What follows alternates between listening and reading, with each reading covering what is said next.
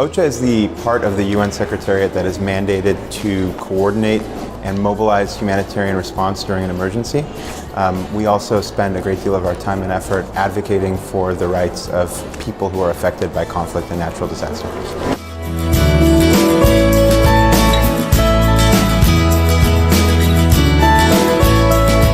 We have a number of initiatives and programs, and I wouldn't possibly be able to do justice to all of them, but I do want to touch on two interesting technology initiatives, which is why we're here actually.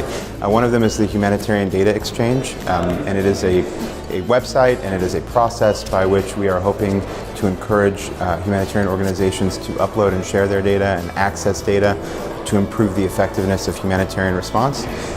Closely related is the Humanitarian Exchange Language, or HXL, which is meant to help humanitarian organizations standardize their data so that a data set that's generated by one organization can be intelligible and used by another.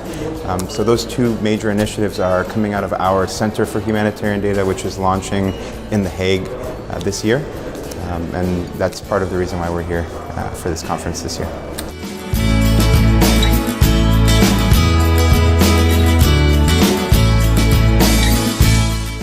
Our panel today was about emergency connectivity and the power of social networks and community engagement during an emergency. Basically, we haven't been able to engage with affected people at scale in the way that we can now in the past. So now that almost everybody is carrying around basically a supercomputer in their pocket, there is a great deal that we can be doing to make humanitarian response more effective, more efficient, and more responsive to the needs of affected people. We can, all of a sudden, send out digital payments to tens of thousands of people with the click of a button, or we can ask tens of thousands of people what they need in an emergency. We can partner with technology companies to track people's movements. There's a great deal that we can do now that we haven't been able to do in the past. But in order to make use of these new technologies, we need to be able to stand up communications infrastructure after an emergency as quickly as possible. So like Hurricane Irma is moving through right now, and it's knocking out cell phone towers, it's cutting off communications with affected people. So what we were talking about in our panel today was how humanitarian organizations in the private sector can work together to quickly stand up the communications infrastructure, and how humanitarian organizations can then use that infrastructure to improve our operations.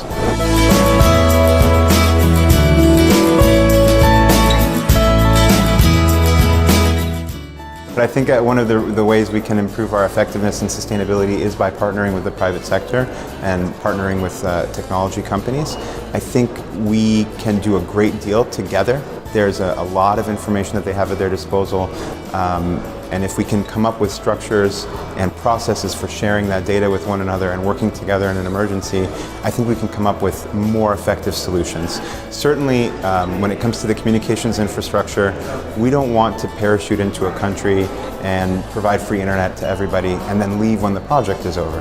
What you need to do is think about sustainability from the first step, and that means working with local industry, it means working with multinationals, coming up with ways for these companies to stay and continue to deliver these services even after the humanitarians have gone home.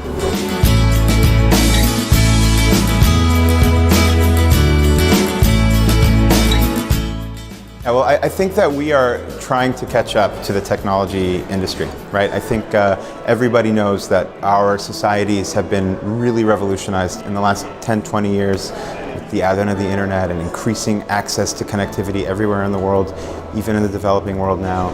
Almost everybody has access to a phone, almost everybody has access to high-speed internet connections, or at least much faster than they were even 5 or 10 years ago.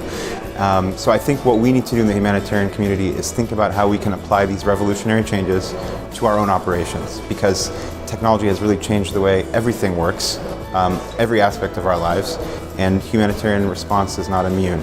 It will make a major change in how we organize our programming, how we measure our effectiveness, and how we can stay and deliver sustainable solutions in the long term.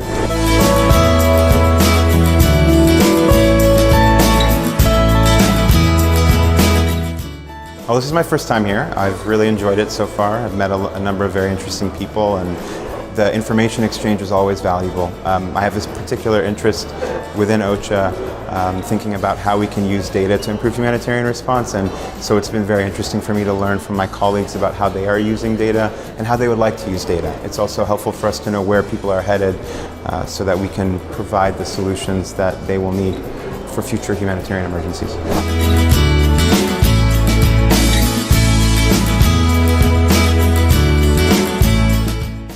It was a great opportunity to learn about what other people are doing, and also an excellent opportunity to network and meet with those individuals. So the structured panels as well as the informal meetings were really useful.